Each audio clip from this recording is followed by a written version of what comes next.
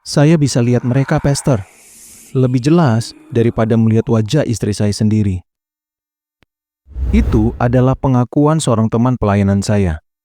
Dia bangga bisa melihat sesuatu yang orang lain tidak bisa. Apa itu? Hantu atau setan. Tapi tahukah kamu apa yang terjadi 3 bulan kemudian? Dia ketakutan, tidak bisa tidur tanpa lampu, teriak-teriak minta tolong dalam doanya. Pertanyaannya, apa yang sebenarnya terjadi di balik kelebihan yang seperti ini? Apakah ini karunia atau justru jebakan yang paling licik? Kita bahas tuntas hari ini.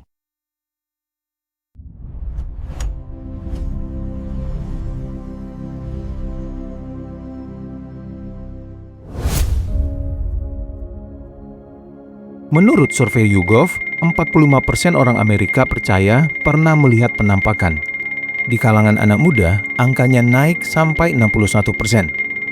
Saya belum memiliki datanya untuk di Indonesia. Tapi ini yang bahaya. Banyak yang bilang kelebihan ini merupakan karunia spiritual, mata ketiga. Bahkan sampai ada yang buka jasa tarot Kristen. Ngakak nggak sih? Di Alkitab, di dalam 1 Korintus 12, jelas menyebutkan karunia-karunia Roh Kudus. Tidak ada satupun yang namanya karunia melihat hantu. Nah, kalau bukan dari Tuhan, dari mana? Menurut ortodoksi, yang sering disebut hantu itu sebenarnya merupakan roh jahat yang menyamar.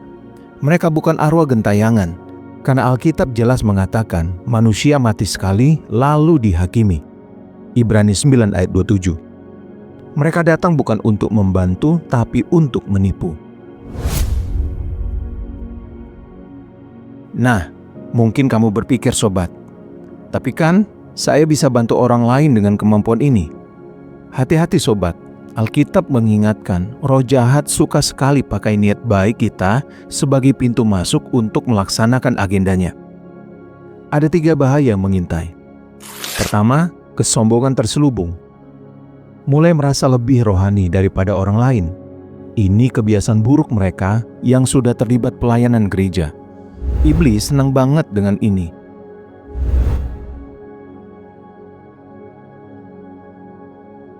Itu seperti kamu diberi jabatan ketua RT, tapi merasa sudah jadi presiden.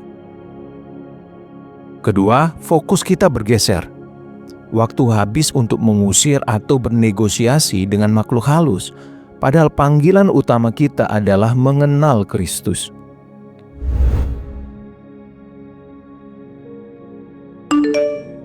Hal ini seperti kamu mendapat tugas menjadi seorang guru tapi malah sibuk jadi satpam kosan.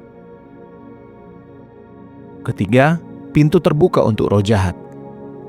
Saat kita buka diri ke praktik terlarang seperti nujum, ramal, perdukunan, kita sedang memberi izin legal untuk roh jahat masuk. Analoginya seperti ini. Itu seperti kamu menyerahkan kunci rumahmu pada maling, lalu heran kok barang hilang. Nah sobat pintu berkat, jangan main tebak-tebakan. Kita lihat firman Tuhan dan ajaran Alkitab. Pertama, Ulangan 18 ayat 10-12.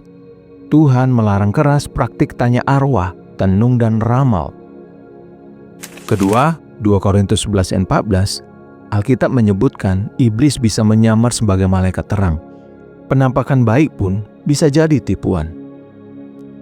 Ketiga, Kisah Para Rasul 16 ayat 16-18, Paulus mengusir roh nujum, bukan diajak kerjasama. Nah, seorang bapak gereja, Santo Athanasius bilang, iblis tidak peduli kamu tahu namanya, dia peduli kamu terikat olehnya. Jadi bukan soal bisa bedain pocong atau kuntilanak, tapi soal apakah kita terbelenggu olehnya.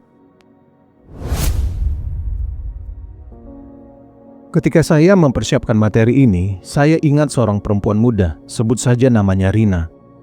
Dia sangat populer karena bisa baca masa depan dan bantu teman-teman untuk mencari barang yang hilang.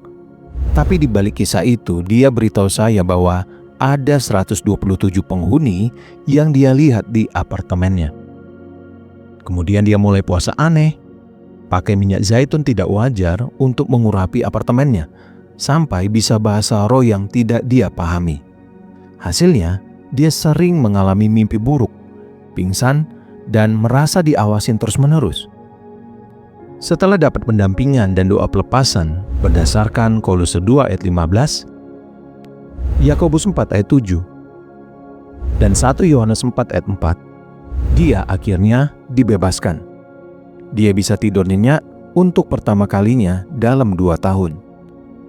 Nah Sobat Pintu Berkat, bebas itu bukan tidak bisa melihat lagi, tapi bisa melihat yang benar, kasih Bapa di sorga.